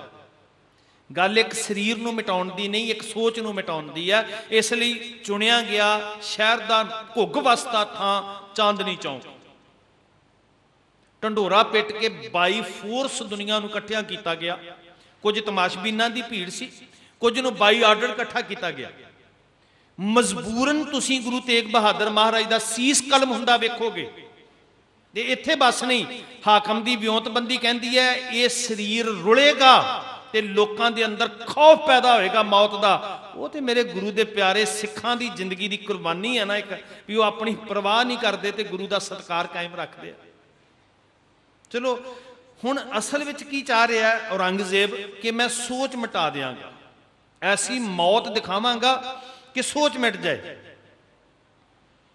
ਗੁਰੂ ਤੇਗ ਬਹਾਦਰ ਮਹਾਰਾਜ ਦੀ ਸ਼ਹਾਦਤ ਹੁੰਦੀ ਹੈ। 9 ਵਰਿਆਂ ਦੇ ਬਾਲਕ ਗੁਰੂ ਗੋਬਿੰਦ ਸਿੰਘ ਸੱਚੇ ਪਾਤਸ਼ਾਹ ਮਹਾਰਾਜ ਜਦੋਂ ਗੱਦੀ ਨਸ਼ੀਨ ਹੁੰਦੇ ਨੇ, ਜਦੋਂ ਗੁਰੂ ਨਾਨਕ ਦੀ ਇਸ ਸਤਾ ਦੇ ਉੱਤੇ ਸਥਾਪਿਤ ਹੁੰਦੇ ਆ, ਤੇ ਦੁਨੀਆ ਦੇ ਵਿੱਚ ਐਸਾ ਅਚੰਭਾ ਕਦੀ ਨਹੀਂ ਵਾਪਰਿਆ। ਸੱਚੇ ਪਾਤਸ਼ਾਹ, ਸ਼ਾਹੇ ਸ਼ਹਿਨਸ਼ਾਹ, ਬਾਦਸ਼ਾਹ ਦਰਵੇਸ਼, ਕਾਦਰੇ ਹਰਕਾਰ ਜਿੱਦਣ ਇਸ ਸਿੰਘਾਸਨ ਤੇ ਬੈਠੇ ਤੇ ਉਹਨਾਂ ਵਾਸਤੇ ਨਜ਼ਰਾਨਾ ਆ ਰਿਹਾ। ਹੁਣ ਵੇਖੋ ਨਜ਼ਾਰਾ ਕੈਸਾ ਹੈ। ਦੁਨੀਆ ਦੇ ਇਤਿਹਾਸ ਨੂੰ ਪੜ੍ਹਦੇ ਆ, ਸੰਸਾਰੀ ਬਾਦਸ਼ਾਹ ਗੱਦੀ ਨਸ਼ੀਨ ਹੁੰਦੇ ਆ ਤੇ ਲੋਕ ਉਹਨਾਂ ਨੂੰ ਨਜ਼ਰਾਨੇ ਦਿੰਦੇ ਆ, ਤੋਹਫੇ ਦਿੰਦੇ ਆ। ਅੱਜ ਸੱਚੇ ਪਾਤਸ਼ਾਹ ਜਦੋਂ ਸਿੰਘਾਸਨ ਤੇ ਬੈਠੇ ਆ ਤੇ ਨਜ਼ਰਾਨਾ ਆਇਆ, ਦੁਨੀਆ ਦੇ ਅੰਦਰ ਕਿਸੇ ਦੁਨਿਆਵੀ ਬਾਦਸ਼ਾਹ ਨੂੰ ਐਸਾ ਤੋਹਫਾ ਨਹੀਂ ਮਿਲਿਆ ਹੋਏਗਾ ਜਿਹੜਾ ਸੱਚੇ ਪਾਤਸ਼ਾਹ ਜੀ ਦੇ ਸਨਮੁਖ ਆ ਰਿਹਾ। ਉਹਨਾਂ ਦੇ ਪਿਤਾ ਦਾ ਧੜ ਤੋਂ ਬਿਨਾਂ ਸੀਸ ਆ ਰਿਹਾ। ਵੇਖੋ 9 ਵਰਿਆਂ ਦੇ ਬਾਲਕ, ਅਹਿਸਾਸ ਕਰਿਓ। ਮਕਸਦ ਕੀ ਹੈ ਕਿ ਮਾਨਸਿਕਤਾ 'ਚ ਇੰਨਾ ਖੌਫ ਪੈਦਾ ਕਰ ਦਿਓ ਕਿ ਇਹ ਸੋਚ ਖਤਮ ਹੋ ਜਾਏ।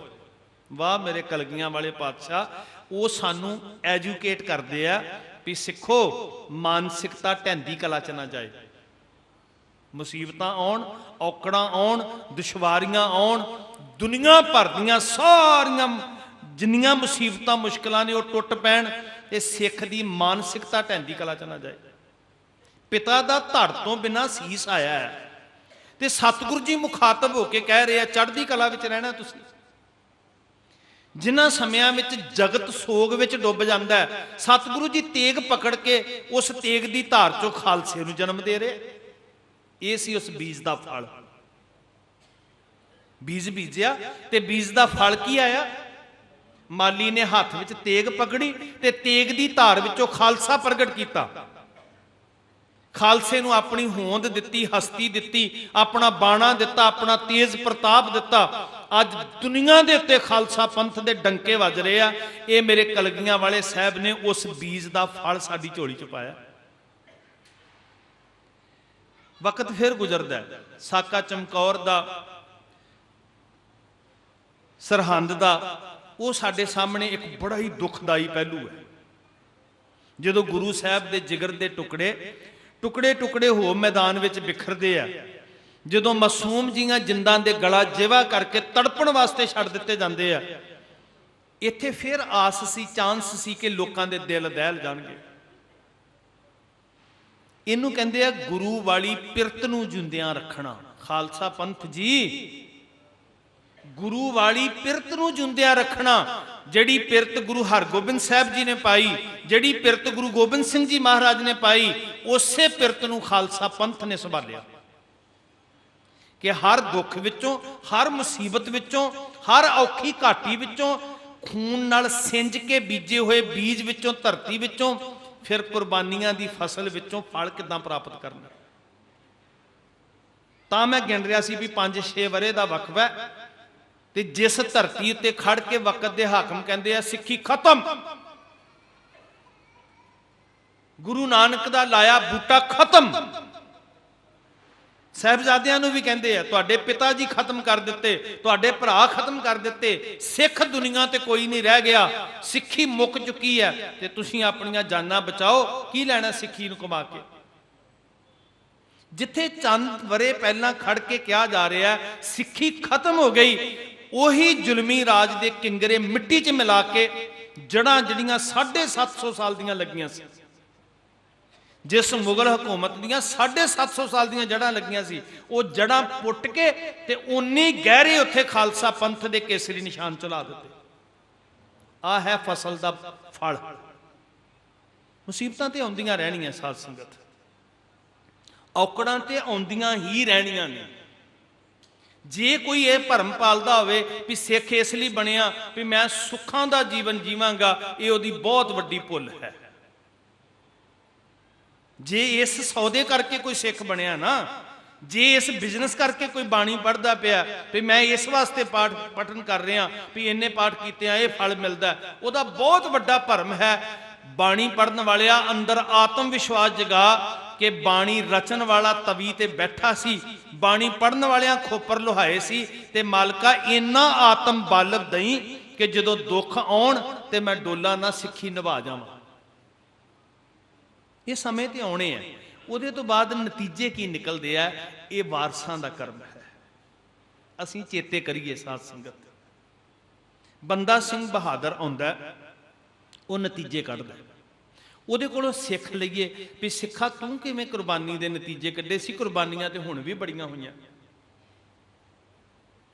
ਸ਼ਹੀਦ ਤੇ ਸਾਡੇ ਕੋਲੋਂ ਦਿੱਲੀ ਵਾਲੇ ਵੀ ਨਹੀਂ ਗਿਣੇ ਜਾ ਪਾ ਰਹੇ ਨਾ, ਜਿਨ੍ਹਾਂ ਦਾ ਸ਼ਿਕਾਰ ਖੇਡਿਆ ਗਿਆ ਦਿੱਲੀ ਦੀਆਂ ਗਲੀਆਂ ਬਾਜ਼ਾਰਾਂ ਦੇ ਵਿੱਚ। ਖੈਰ ਉਹ ਤੇ ਗਿਣਤੀ ਕੋਈ ਨਹੀਂ ਨਾ, ਸ਼ੁਮਾਰ ਹੀ ਕੋਈ ਨਹੀਂ, ਲੰਬੀ ਲਿਸਟ ਹੈ। ਇਹ ਵੇਖੀਏ ਕਿ ਸਾਡਾ ਕੀ ਫਰਜ਼ ਹੈ ਜੀ, ਅਸੀਂ ਕੀ ਕਰ ਸਕਦੇ ਜੋ ਤੇਰੇ ਵੱਡਿਆਂ ਨੇ ਕੀਤਾ ਸੀ, ਕੀ ਕੀਤਾ ਸੀ। ਫਾਰ ਐਗਜ਼ਾਮਪਲ, ਚਲੋ ਹੁਣ ਆਪਾਂ ਥੋੜਾ ਜਿਹਾ ਵਿਚਾਰ ਲਈਏ। ਸੱਚਖੰਡ ਸ੍ਰੀ ਹਰਿਮੰਦਰ ਸਾਹਿਬ ਦੇ ਹਜ਼ੂਰੀ ਕੀਰਤਨੀਏ ਭਾਈ ਸਾਹਿਬ ਭਾਈ ਹਰਨਾਮ ਸਿੰਘ ਜੀ ਪਹੁੰਚ ਗਏ, ਉਹਨਾਂ ਨੇ ਕਿਰਤਾਰਥ ਕਰਨਾ। ਮੈਂ ਸਿਰਫ ਕੌਮ ਦਾ ਚੌਕੀਦਾਰ ਹੋਣ ਦੇ ਨਾਤੇ ਇਹ ਜਦੋਂ ਹੋਕਾ ਦੇਣਾ ਸ਼ੁਰੂ ਕੀਤਾ ਸੀ, ਇਹਦਾ ਮਨੋਰਥ ਹੀ ਇਹ ਸੀ। ਕਥਾ ਮੈਨੂੰ ਆਉਂਦੀ ਨਹੀਂ, ਮੈਂ ਚਾਹੁੰਦਾ ਵੀ ਆਪਾਂ ਸਿਰ ਜੋੜ ਕੇ ਥੋੜਾ ਜਿਹਾ ਆਪਣੇ ਕੌਮ ਦੇ ਭਵਿੱਖ ਵਾਸਤੇ ਚਾਰ ਗੱਲਾਂ ਬੈਠ ਕੇ ਇਕੱਠੇ ਕਰ ਸਕੀਏ। ਇਹ ਨਹੀਂ ਅਸੀਂ ਕੀਤਾ, ਕਥਾ ਬੜੀ ਕੀਤੀ ਹੈ, ਕਦੀ ਸਿਰ ਜੋੜ ਕੇ ਕੌਮੀ ਭਵਿੱਖ ਵਾਸਤੇ ਬੈਠ ਕੇ ਅਸੀਂ ਪਲਾਨਿੰਗ ਨਹੀਂ ਕੀਤੀ ਵੀ ਕਿਵੇਂ ਕੁਝ ਕਰ ਸਕਦੇ ਹਾਂ ਅਸੀਂ ਜੀ। ਕੱਲਾ ਕੱਲਾ ਸਿੱਖ ਕਹਿ ਰਿਹਾ ਵੀ ਮੈਂ ਕਰਨਾ ਚਾਹੁੰਦਾ, ਤੇ ਉਹ ਇੱਕ ਬੜੀ ਦੁਬਿਧਾ ਵਿੱਚ ਪਿਆ ਹੋਇਆ ਕਹਿੰਦਾ ਜੀ ਮੈਂ ਕੀ ਕਰ ਸਕਦਾ। ਆਓ ਸਿੱਖੀਏ ਕੀ ਕਰ ਸਕਦੇ। ਮੈਂ ਇਹੀ ਗੱਲ ਕਹਿ ਕੇ ਫਤਿਹ ਬੁਲਾਵਾਂਗਾ। ਬੰਦਾ ਸਿੰਘ ਨੇ ਕੀ ਕੀਤਾ ਸੀ, ਚਲੋ ਗੁਰੂ ਸਾਹਿਬ ਨੇ ਕੀ ਕੀਤਾ ਉਹਨੂੰ ਛੱਡ ਦਈਏ, ਸਾਡੇ ਕੋਲ ਬਹਾਨਾ ਹੈਗਾ ਜੀ ਅਸੀਂ ਓਡੇ ਸਮਰੱਥ ਨਹੀਂ ਹਾਂ। ਸਿੱਖ ਨੇ ਕੀ ਕੀਤਾ, ਸਭ ਤੋਂ ਪਹਿਲੀ ਗੱਲ ਉਹ ਗੁਰੂ ਦਾ ਬੰਦਾ ਬਣਿਆ। ਸਭ ਤੋਂ ਪਹਿਲੀ ਗੱਲ ਅਸੀਂ ਕੀ ਕਰਨਾ, ਸਭ ਤੋਂ ਪਹਿਲੀ ਗੱਲ ਗੁਰੂ ਦੇ ਬੰਦੇ ਬਣਨਾ, ਜਿਹੜੇ ਅਸੀਂ ਬਣ ਨਹੀਂ ਪਾ ਰਹੇ। ਪਹਿਲੀ ਸਮੱਸਿਆ ਇੱਥੇ ਆ ਕੇ ਖੜੀ ਹੋ ਗਈ, ਅਸੀਂ ਧੜਿਆਂ ਦੇ ਬੰਦੇ ਬਣ ਗਏ, ਧੜਿਆਂ ਦੇ ਬੰਦੇ ਬਣ ਗਏ। ਮੈਨੂੰ ਬੜਾ ਦੁੱਖ ਹੋਇਆ, ਮੈਂ ਪਿਛਲੇ ਦਿਨੀ ਵਿਦੇਸ਼ ਦੀ ਧਰਤੀ ਤੇ ਸੀ, ਤੇ ਜਿਸ ਦਿਨ ਮੈਂ ਆਉਣਾ ਸੀ ਨਾ, ਵੇਖੋ ਭਾਵੇਂ ਉਹ ਮੇਰੀ ਤਾਰੀਫ ਕਰ ਰਹੇ ਸੀ ਪਰ ਮੈਨੂੰ ਦੁੱਖ ਬੜਾ ਹੋਇਆ ਸੁਣ ਕੇ। ਉਹ ਕਹਿੰਦੇ ਭਾਈ ਸਾਹਿਬ ਜੀ 15 ਸਾਲਾਂ ਵਿੱਚ ਪਹਿਲੇ ਭਾਈ ਤੁਸੀਂ ਆਏ ਹੋ ਪ੍ਰਚਾਰਕ, ਜਿਨ੍ਹਾਂ ਨੂੰ ਬਿਨਾਂ ਵਿਤਕਰੇ ਦੇ ਸਾਰੇ ਗੁਰਦੁਆਰੇ ਸਾਹਿਬ ਵਾਲਿਆਂ ਨੇ ਸੱਦਿਆ, ਪ੍ਰਬੰਧਕਾਂ ਦੀ ਕਥਨੀ ਸੀ। 15 ਵਰਿਆਂ 'ਚ ਕਹਿੰਦੇ ਤੁਸੀਂ ਹੋ ਜਿਨ੍ਹਾਂ ਨੂੰ ਬਿਨਾਂ ਵਿਤਕਰੇ ਦੇ ਸਾਰੇ ਧੜਿਆਂ ਨੇ ਸੱਦਿਆ। ਨਹੀਂ ਤੇ ਜਿਹਨੂੰ ਇੱਕ ਬੁਲਾਉਂਦਾ ਸੀ ਉਸੇ ਧੜੇ ਜੋਗਾ ਹੁੰਦਾ ਸੀ, ਦੂਜਾ ਨਹੀਂ ਸੀ ਬੁਲਾਉਂਦਾ। ਹੁਣ ਕਾਰਨ ਕੀ ਹੈ? ਵੇਖੋ ਮੈਂ ਇਹ ਨਹੀਂ ਕਹਿੰਦਾ ਕਿ ਮੈਂ ਬੜਾ ਚੰਗਾ ਤੇ ਬਾਕੀ ਨਹੀਂ ਚੰਗੇ। ਸਾਡੀ ਮਾਨਸਿਕਤਾ ਕਿੱਥੇ ਆ ਕੇ ਖੜ ਗਈ ਕਿ ਅਸੀਂ ਧੜਿਆਂ ਦੇ ਬੰਦੇ ਬਣ ਗਏ, ਅਸੀਂ ਗੁਰੂ ਦੇ ਬੰਦੇ ਨਹੀਂ ਬਣੇ। ਪਹਿਲੀ ਸਿੱਖਿਆ ਰਿਜ਼ਲਟ ਕੱਢਣ ਵਾਲਿਆਂ ਤੋਂ ਇਹ ਲਈਏ, ਉਹ ਗੁਰੂ ਦਾ ਬੰਦਾ ਸੀ। ਸਤਿਗੁਰ ਸਾਹਿਬ ਛੱਡ ਕੇ ਮਨਮੁਖ ਹੋਏ ਬੰਦੇ ਦਾ ਬੰਦਾ। ਅੱਜ ਨੌਬਤ ਇੱਥੋਂ ਤੱਕ ਆ ਗਈ ਕਿ ਕਥਾ ਸੁਣਨ ਤੋਂ ਪਹਿਲਾਂ ਇਹ ਪੁੱਛਿਆ ਜਾਂਦਾ ਵੀ ਇਹ ਕਿਹੜੇ ਧੜੇ ਦਾ ਬੰਦਾ। ਇਦਾਂ ਹੀ ਹੋ ਰਿਹਾ ਨਾ। ਤੇ ਜੇ ਤੁਸੀਂ ਮੈਨੂੰ ਮਾਫ ਕਰ ਦਿਓ, ਇੱਥੋਂ ਤੱਕ ਵੀ ਪੁੱਛਿਆ ਜਾਂਦਾ ਵੀ ਇਹ ਪੜ੍ਹ ਕੇ ਕਿੱਥੋਂ ਆਇਆ, ਫਿਰ ਕਥਾ ਸੁਣਦੇ ਆ ਇਹਦੇ ਕੋਲ। ਕਿਉਂ ਇਦਾਂ ਦੀ ਨੌਬਤ ਆਈ ਜੀ? ਜੇ ਗੁਰੂ ਦੇ ਬੰਦੇ ਹੁੰਦੇ ਤੇ ਇਹ ਨੌਬਤ ਨਹੀਂ ਸੀ ਆਉਣੀ। ਉਹਦੇ ਵਿੱਚ ਦੋਸ਼ ਇਹ ਹੈ ਕਿ ਅਸੀਂ ਧੜਿਆਂ ਦੇ ਬੰਦੇ ਬਣੇ।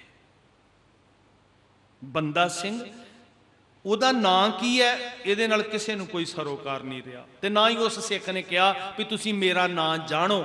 ਉਹ ਕਹਿੰਦਾ ਮੇਰੀ ਵਡਿਆਈ ਇਹ ਹੈ ਕਿ ਮੈਂ ਆਪਣੇ ਗੁਰੂ ਦਾ ਗੁਲਾਮ ਹਾਂ। ਮੇਰੀ ਇਹ ਪਹਿਚਾਨ ਹੈ। ਮੇਰੀ ਨਿੱਜ ਦੀ ਕੋਈ ਪਹਿਚਾਨ ਨਹੀਂ। ਮੇਰੀ ਇਹ ਪਹਿਚਾਨ ਹੈ ਕਿ ਮੇਰਾ ਗੁਰੂ ਸਮਰੱਥ ਹੈ ਤੇ ਮੈਂ ਉਹਦਾ ਗੁਲਾਮ ਹਾਂ, ਮੈਂ ਉਹਦਾ ਬੰਦਾ। ਮੈਂ ਬੰਦਾ ਬੈਖਰੀਦ। ਦੂਸਰੀ ਬੇਨਤੀ ਤੁਹਾਡੇ ਚਰਨਾਂ 'ਚ, ਉਹਦੇ ਅੰਦਰ ਸਭ ਤੋਂ ਵੱਡੀ ਪਾਵਰ ਕਿਹੜੀ ਹੈ? ਵਿਸ਼ਵਾਸ। ਜੀ ਅਸੀਂ ਕੀ ਕਰ ਸਕਦੇ ਹਾਂ?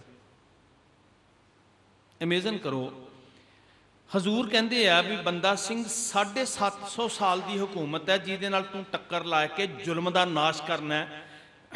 ਤੇ ਆ ਲੈ ਸਾਡੇ ਕੋਲੋਂ ਕੁਝ ਚੀਜ਼ਾਂ, 5 ਤੀਰ, 20 ਸਿੰਘ ਤੇ 5 ਨਾਲ ਅਗਵਾਈ ਕਰਨ ਵਾਲੇ ਸਲਾਹਕਾਰ, 25 ਟੋਟਲ, ਤੇ 5 ਤੀਰ ਨਾਲ ਉਹ 5 ਕਕਾਰ ਬਖਸ਼ਿਸ਼ ਕੀਤੇ ਸੀ।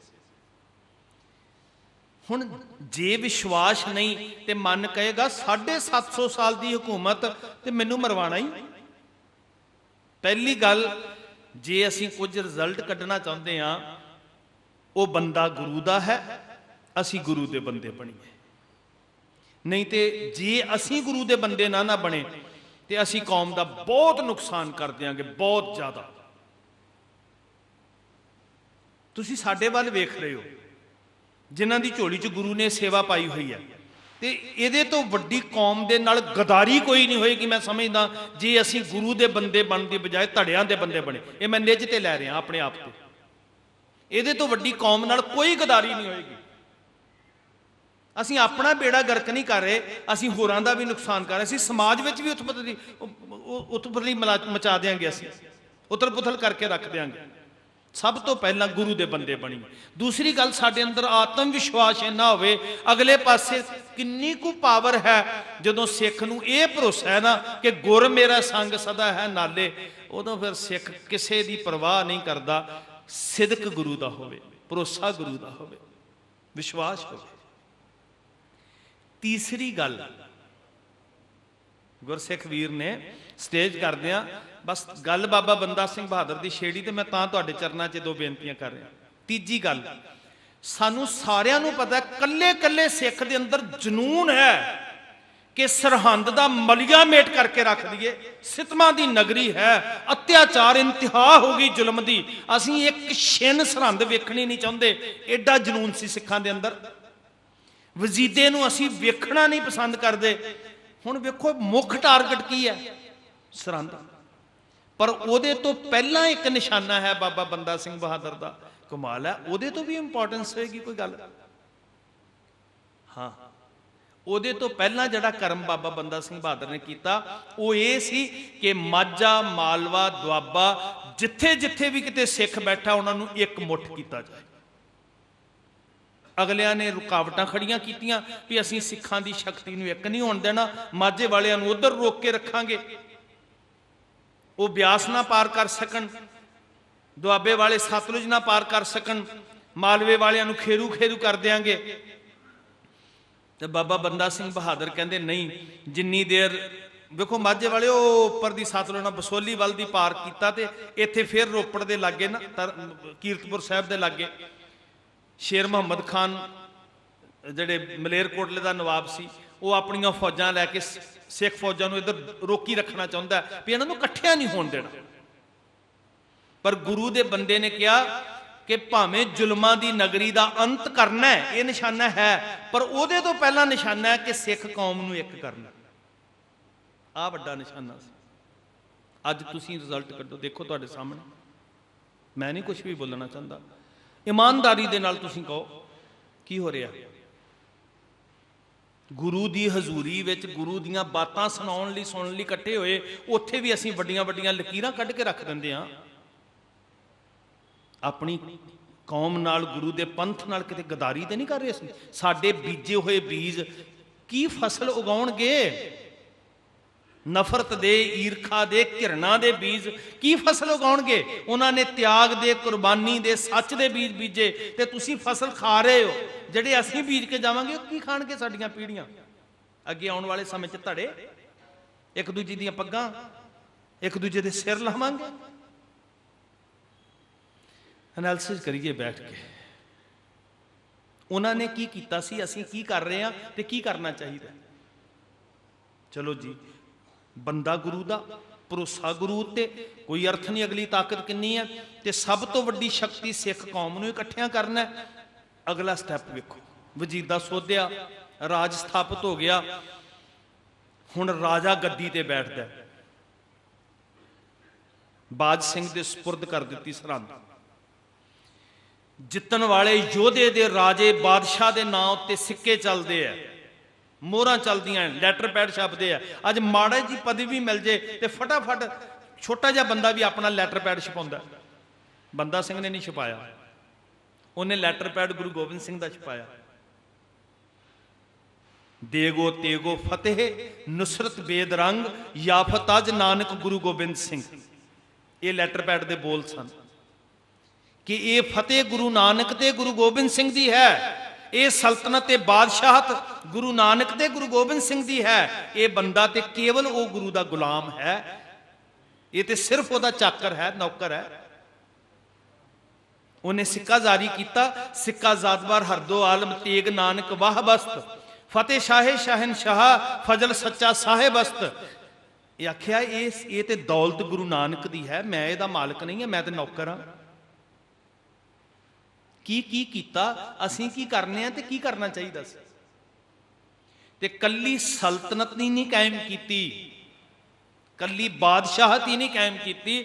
ਜਿਸ ਦਿਨ ਉਸ ਗੁਰੂ ਦੇ ਬੰਦੇ ਨੂੰ ਲੋੜ ਪਈ, ਧਰਮ ਬਚਾਉਣ ਦੀ ਲੋੜ ਪਈ, ਤੇ ਉਹਨੇ ਸਭ ਤੋਂ ਪਹਿਲਾਂ ਆਪਣੇ ਪੁੱਤਰ ਦੇ ਕਾਲਜੇ ਦਾ ਜੀਭ ਨਾਲ ਸਵਾਦ ਚੱਖਿਆ। ਦੁਨੀਆ ਵਿੱਚ, ਦੁਨੀਆ ਦਾ ਇਤਿਹਾਸ ਖੋਲੋ, ਕੋਈ ਐਸਾ ਮਰਦ ਦਾ ਪੁੱਤ ਨਹੀਂ ਨਜ਼ਰ ਆਏਗਾ ਜਿਹਨੇ ਆਪਣੇ ਬੱਚੇ ਦੇ ਕਾਲਜੇ ਦਾ ਟੇਸਟ ਜੀਭ ਨਾਲ ਕੀਤਾ ਹੋਵੇ ਧਰਮ ਬਚਾਉਣ ਵਾਸਤੇ। ਐਸਾ ਆਗੂ ਕੌਮ ਦਾ ਆਪਣਾ ਜਿਸਮ ਤੜਵਾ ਦਿੱਤਾ, ਆਪਣਾ ਪੁੱਤ ਕੁਰਬਾਨ ਕਰ ਦਿੱਤਾ। ਏਡਾ ਤਿਆਗ। ਸਾਧ ਸੰਗਤ, ਇਹ ਕੁਝ ਨਤੀਜੇ ਕੱਢਣ ਦੇ ਤਰੀਕੇ ਹੁੰਦੇ ਆ, ਉਹਦੇ ਲਈ ਆਪਾ ਮਿਟਾਉਣਾ ਪੈਂਦਾ। ਕੌਮ ਦੇ ਮਹਿਲ ਉਸਾਰਨ ਲਈ ਆਪਣੇ ਨਿੱਜ ਦੀ ਇੱਟ ਬਣਾ ਕੇ ਨੀਂਹ ਚਲਾਉਣੀ ਪੈਂਦੀ, ਤੇ ਨੀਂਹ ਦੀ ਇੱਟ ਨੂੰ ਕੋਈ ਨਹੀਂ ਵੇਖਦਾ। ਲੋਕੀ ਉਹ ਗੁੰਮਦ ਨੂੰ ਤੱਕਦੇ ਆ। ਇਸ ਬਿਲਡਿੰਗ ਦੇ ਨੀਂਹ ਦੀਆਂ ਇੱਟਾਂ ਵੀ ਮਿੱਟੀ ਵਿੱਚ ਛੁਪੀਆਂ ਪਈਆਂ, ਪਰ ਬਿਲਡਿੰਗ ਉਹ ਗੁੰਮਦ ਦੀ ਹੋਂਦ ਤਾਂ ਹੈ ਜੇ ਨੀਂਹ ਦੀ ਇੱਟ ਬੈਠੀ ਹੋਈ ਹੈ। ਜੇ ਇਹ ਆਪਣਾ ਆਪਾ ਫਨਾਹ ਨਾ ਕਰਦੀ ਤੇ ਆ ਦਿਸਣ ਵਾਲੀ ਨਹੀਂ ਸੀ ਦਿਸਣੀ। ਹੁਣ ਉਹ ਫਨਾਹ ਕਰਨਾ ਔਖਾ ਹੈ ਨਾ, ਮਿਟਣਾ ਔਖਾ ਹੈ। ਜੇ ਕੋਈ ਨਤੀਜਾ ਕੱਢਣਾ ਤੇ ਸਾਨੂੰ ਮਿਟਣਾ ਪੈਣਾ। ਕੁਰਬਾਨੀ ਤੇ ਹੋਈ, ਤੁਸੀਂ ਇਤਿਹਾਸ ਜਾਣਦੇ ਹੋ, ਪਰ ਇਹ ਵੇਖੀਏ ਵੀ ਕੇਵਲ ਉਹ ਕੁਰਬਾਨੀ ਦੇ ਬਦਲੇ ਚੈਨ ਦਾ ਬਿਸਤਰ ਤੇ ਨੀਂਦ ਹੀ ਸੌਂ ਰਹੇ ਆ ਕਿ ਜਾਂ ਕੋਈ ਉਹਦਾ ਫਰਜ਼ ਵੀ ਅਦਾ ਕਰ ਰਹੇ ਆ। ਮੈਂ ਸ਼ਬਦ ਫੇਰ ਦੁਹਰਾਉਣ ਲੱਗਾ, ਜੇ ਅਸੀਂ ਫਰਜ਼ ਨਾ ਅਦਾ ਕੀਤਾ ਤੇ ਸਾਡੇ ਤੋਂ ਵੱਡਾ ਅਕਿਰਤ ਕਣ ਕੋਈ ਨਹੀਂ ਹੋਏਗਾ। ਅਕਿਰਤ ਕਣ ਦਾ ਬੋਝ ਤੇ ਧਰਤੀ ਵੀ ਨਹੀਂ ਚੱਲ ਸਕਦੀ। ਇਹ ਸਮਾਗਮ ਰਵਾਇਤੀ ਕੀਰਤਨ ਦਰਬਾਰ ਨਹੀਂ ਹਨ, ਬਲਕਿ ਇੱਕ ਯਤਨ ਹੈ ਆਪਣੀ ਕੌਮ ਦੇ ਭਵਿੱਖ ਵਾਸਤੇ ਸਿਰ ਜੋੜ ਕੇ ਬੈਠੀਏ। ਤੇ ਜੇ ਤੁਹਾਨੂੰ ਲੱਗਦਾ ਹੈ ਨਾ ਕਿ ਅੱਜ ਹਰਪਾਲ ਸਿੰਘ ਕੌਮ ਨੂੰ ਲੜਾਉਣ ਵਾਸਤੇ ਕੁਝ ਗੱਲਾਂ ਕਰ ਰਿਹਾ, ਛੱਡ ਦਿਓ, ਕੋਈ ਫਾਇਦਾ ਨਹੀਂ। ਗੱਲ ਕੇਵਲ ਸਾਡੇ ਪ੍ਰਸ਼ਾਦਾ ਛਕਣ ਦੀ ਨਹੀਂ ਹੈ, ਅਸੀਂ ਭਵਿੱਖ ਲਈ ਬੀਜ ਵੀ ਬੀਜਣਾ। ਅਸੀਂ ਪ੍ਰਮੋਟ ਨਾ ਕਰੀਏ। ਫਿਰ ਮੇਰੀ ਹੱਥ ਬੰਨ ਕੇ ਬੇਨਤੀ ਹੈ, ਆਓ ਸ਼ਕਤੀ ਲਈਏ। ਇੱਕਾ ਬਾਣੀ, ਇੱਕ ਗੁਰ, ਇੱਕੋ ਸ਼ਬਦ ਵਿਚਾਰ, ਇੱਥੋਂ ਸ਼ਕਤੀ ਲਈਏ। ਇਹ ਨੌਜਵਾਨ ਵੀਰਾਂ ਨੂੰ ਮੇਰੀ ਅਰਜ਼ ਹੈ, ਹੱਥ ਜੋੜ ਕੇ, ਤੁਸੀਂ ਇੱਕ ਲਹਿਰ ਨੂੰ ਜਨਮ ਦੇ ਸਕਦੇ ਹੋ। ਸਿੱਖੀ ਦੇ ਅੰਦਰ ਜਦੋਂ ਕੋਈ ਮੁਸੀਬਤਾਂ ਆਈਆਂ ਨਾ, ਤੇ ਕੱਲੇ ਕੱਲੇ ਸਿੱਖ ਨੇ ਇੱਕ ਮੂਵਮੈਂਟ ਕ੍ਰੀਏਟ ਕਰਤੀ। ਗਿਆਨੀ ਦਿੱਤ ਸਿੰਘ, ਗਿਆਨੀ ਗੁਰਮੁਖ ਸਿੰਘ ਦੇ ਨਾਂ ਅਸੀਂ ਫਖਰ ਨਾਲ ਲੈਂਦੇ ਹਾਂ। ਅਧੋਗਤੀ 'ਚ ਨਾ ਫਸੀਏ, ਲਾਚਾਰ ਤੇ ਬੇਵੱਸ ਨਾ ਹੋਈਏ। ਸਾਡੇ ਸਾਹਮਣੇ ਸਾਡਾ ਇਤਿਹਾਸ ਖੜਾ ਹੈ, ਸਾਡੇ ਸਾਹਮਣੇ ਗੁਰਮਤ ਦੀ ਰੋਸ਼ਨੀ ਹੈ, ਤੇ ਉਹਦੇ ਵਿੱਚ ਜੂ ਕੇ, ਕੱਲੀ ਚਰਚਾ ਕਰਕੇ ਨਹੀਂ, ਸਾਖੀਆਂ ਦੇ ਬੜੀਆਂ ਸਵਾਦ ਲਾ ਲਾ ਕੇ ਸੁਣੀਆਂ ਨੇ, ਉਹਦੇ ਵਿੱਚ ਜੂ ਕੇ ਕੁਝ ਨਤੀਜੇ ਕੱਢਣ ਲਈ ਪ੍ਰਣ ਕਰਨਾ। ਅੱਜ ਪ੍ਰਤਿੱਗਿਆ ਲੈਣੀ ਹੈ। ਸੋ ਮੇਰੀਓ ਭੈਣੋ, ਜਿੱਥੇ ਤੁਸੀਂ ਆਪਣੇ ਘਰਾਂ ਨੂੰ ਸੰਭਾਲਣਾ, ਆਪਣੀ ਰਸੋਈ ਨੂੰ ਸਿਮਰਨ ਕੇਂਦਰ ਬਣਾ ਲਓ, ਆਪਣੇ ਬੈੱਡਰੂਮ ਨੂੰ ਸਿਮਰਨ ਦਾ ਕੇਂਦਰ ਬਣਾ ਲਓ, ਵੀ ਸੋਹਣੇ ਬਿਸਤਰ ਤੇ ਸੁੱਤਿਆਂ ਸਾਨੂੰ ਕਲਗੀਆਂ ਵਾਲੇ ਪਾਤਸ਼ਾਹ ਦਾ ਵੰਸ਼ ਚੇਤੇ ਆਵੇ। ਆਪਣੇ ਬਾਲਾਂ ਦੇ ਮੂੰਹ ਵਿੱਚ ਗਰਾਈਆਂ ਪਾਉਂਦਿਆਂ ਸਾਨੂੰ ਕਲਗੀਧਰ ਪਾਤਸ਼ਾਹ ਦੇ ਜਿਗਰ ਦੇ ਟੁਕੜੇ ਚੇਤੇ ਆਉਣ। ਤੇ ਜਿੱਦਣ ਤੁਹਾਡੇ ਘਰਾਂ 'ਚ ਕਲਗੀਆਂ ਵਾਲੇ ਸਾਹਿਬ ਦੀ ਯਾਦ ਆ ਗਈ, ਉਦੋਂ ਤੁਸੀਂ ਇਕੱਲੇ ਨਹੀਂ ਵਸੋਗੇ, ਤੁਹਾਡੇ ਘਰਾਂ 'ਚ ਕਲਗੀਆਂ ਵਾਲਾ ਸਾਹਿਬ ਨਾਲ ਵਸੇਗਾ।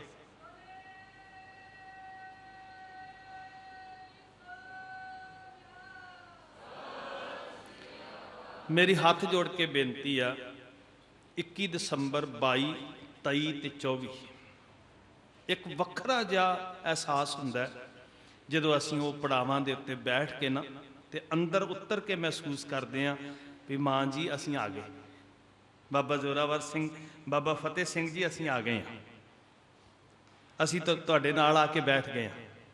ਇੱਥੋਂ ਸਾਰੀ ਸੇਵਾ ਸੱਚਖੰਡ ਪਾਲਕੀ ਸਾਹਿਬ ਸੇਵਕ ਜਥਾ ਕਰਦਾ ਹੁੰਦਾ, ਹੋਰ ਵੀ ਚੰਡੀਗੜ੍ਹ ਦੀਆਂ ਸਾਰੀਆਂ ਸੰਗਤਾਂ, ਤੇ ਇਹ ਗੁਰੂ ਘਰ ਦੇ ਪ੍ਰਬੰਧਕ ਸਾਹਿਬਾਨਾਂ ਨੂੰ ਵੀ, ਸਤਿਕਾਰਯੋਗ ਸਾਡੇ ਭੈਣ ਜੀ ਜਿਨ੍ਹਾਂ ਨੇ ਵੱਡਾ ਸਹਿਯੋਗ ਕੀਤਾ ਇਸ ਸਮਾਗਮ ਲਈ, ਉਹਨਾਂ ਨੂੰ ਵੀ ਬੇਨਤੀ ਹੈ ਕਿ ਆਪਾਂ ਉਹ ਪਵਿੱਤਰ ਥਾਵਾਂ ਵੱਲ ਨੂੰ ਰੁੱਖ ਕਰੀਏ, ਸਾਡਾ ਮੂੰਹ ਇੱਧਰ ਉੱਧਰ ਨੂੰ ਨਾ ਹੋਵੇ।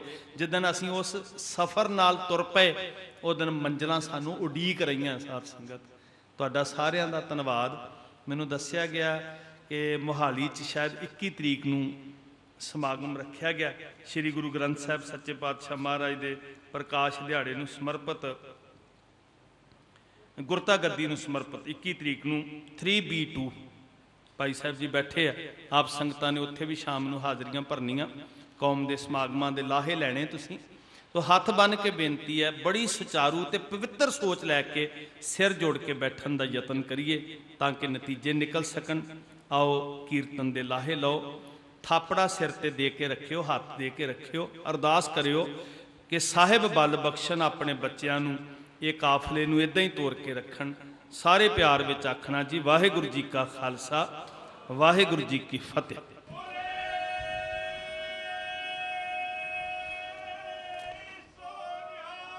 ਸਤਿ ਸ੍ਰੀ ਅਕਾਲ। बोले